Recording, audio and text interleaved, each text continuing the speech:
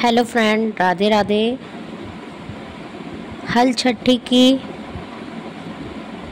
एक सुंदर सी कहानी बताने जा रहे हैं कि हल छठ क्यों मनाया जाता है।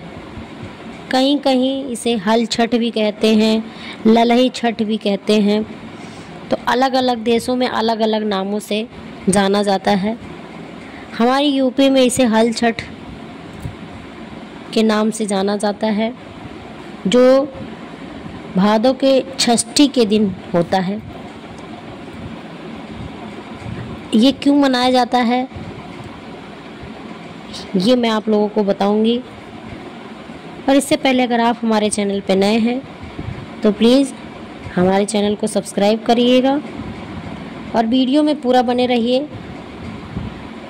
कहानी को सुनिए और आनंद लीजिए और वीडियो को आगे भी शेयर करिएगा और प्यारा प्यारा कमेंट करके ज़रूर बताइएगा कि कहानी हमारी कैसी लगी आप लोगों को। तो आप लोग वीडियो को स्किप करके कमेंट करके चले जाते हैं, तो ऐसा ना करें, वीडियो को फुल वॉच करें। और जिसके जिसके वीडियो पे हम हाइप करते हैं वो रिटर्न नहीं करते हैं, तो ऐसा मत करिए प्लीज़। इसलिए हम कमेंट के साथ हाइप भी लिखते हैं कि हमने हाइप भी किया है। तो प्लीज़ जिस पे हम कम हाइप करते हैं वो हमको भी हाइप करें। एक दूसरे का उत्साह बढ़ाइए। तो चलिए कहानी शुरू करते हैं। धार्मिक मान्यता के अनुसार श्री कृष्ण के जन्म से यानी जन्माष्टमी के 2 दिन पहले भाद्रपद यानी भादों के कृष्ण पक्ष की षष्ठी को उनके भाई बलराम जी का जन्म हुआ था। यानी 2 दिन पहले बलराम का जन्म हुआ था और 2 दिन बाद जो जन्माष्टमी मनाई जाती है उस दिन श्री कृष्ण का जन्म हुआ था। इसीलिए इस दिन व्रत और पूजा करने की परंपरा होती है और सभी महिलाएं जिसके पास बेटा होता है वो सभी महिलाएं व्रत करती हैं। हल छठी का व्रत विशेषकर पुत्रवती महिलाएं ही करती हैं। यह पर्व हल षष्ठी, हल छठ, हर छठ व्रत, चंदन छठ, 3 छठी, ललही छठ, कमर छठ या खमर छठ के नामों से भी जाना जाता है। जैसा कि मैंने वीडियो में पहले ही बता दिया था कि हर जगह पे हर अलग अलग नामों से ये व्रत जाना जाता है। ये जो व्रत होता है महिलाएं अपने पुत्र की दीर्घायु के लिए करती हैं और उनकी संपन्नता के लिए करती हैं, ताकि उनके पुत्र की दीर्घायु हो, कोई बलाएं ना हो, उनके जीवन में कोई बलाएं ना आए। इसलिए सभी माताएं बहनें ये व्रत करती हैं। इस दिन विशेष रूप में हल की पूजा की जाती है। इस व्रती महिलाएं दोपहर तक कुछ भी नहीं खाती हैं और फिर अपने घर में स्वच्छ स्थान और सही दिशा में दीवार छठी माता की आकृति बनाकर उनकी पूजा करती हैं।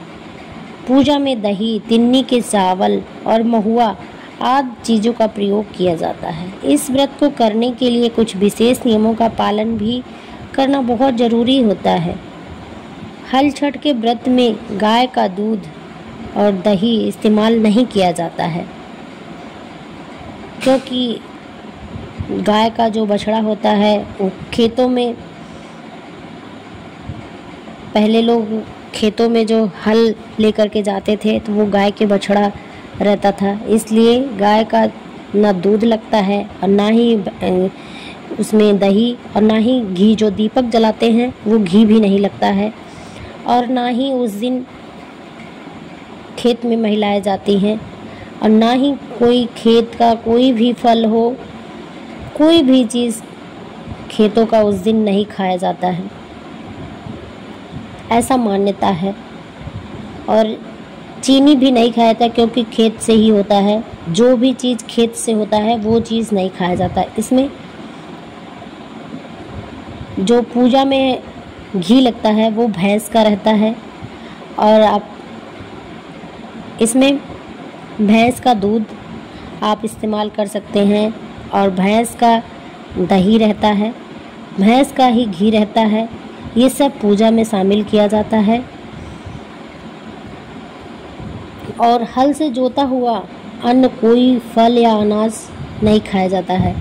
इस दिन व्रत करने वाली महिलाएं महुआ के दातुन से ही दांत साफ करती हैं। ब्रश भी नहीं किया जाता उस दिन। जो महुआ का दातुन होता है उसी से सुबह दातुन लोग करते हैं, और उसी महुआ के पत्ते पे सब लोग वो प्रसाद चढ़ाते हैं। जो महुआ, दही और तिन्नी का चावल होता है वो सब महुआ के पत्ते पे ही चढ़ाते हैं। और कुछ होता है उसमें बच्चे के लिए, जिसके पास एक बच्चा रहता है वो 6 गांठ देती हैं, और जिसके पास 2 बच्चे रहते हैं वो 12 गांठ देती हैं। दीपक जलाया जाता है, कहानियाँ होती हैं, गीत होते हैं, सोहर गीत गाया जाता है छठी का, ये सब किया जाता है। और दोपहर तक उपवास रहती हैं। दोपहर के बाद जो भैंस का दही रहता है और तिन्नी का चावल खा सकते हैं, क्योंकि तिन्नी का चावल तालाब में होता है, वो खेत में नहीं होता है।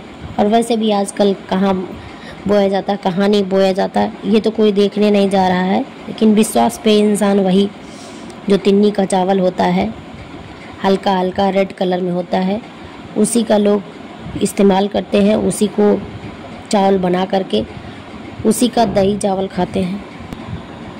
नमक यूज कर सकते हैं, सेंधा नमक, क्योंकि वो खेत में नहीं होता है, वो समुद्र में पाया जाता है, इसलिए सेंधा नमक यूज कर सकते हैं। और इस दिन छोटे बच्चे को ना ही डांटे ना ही फटकारें, उनको प्यार से, अगर वो बदमाशी भी कर रहे हैं, कोई गलती भी कर रहे हैं, तो उस बच्चे को प्यार से समझा दें। और उसके बाद अगर कोई जिसके पास बच्चा नहीं होता है वो भी इस व्रत को कर सकता है, और सभी महिलाएं इस व्रत को कर सकती हैं। ज़्यादातर पुत्रवती महिलाएं ही करती हैं, जिसके पास पुत्र होते हैं वही अपने पुत्र के दीर्घायु के लिए ये व्रत करती हैं। तो यही था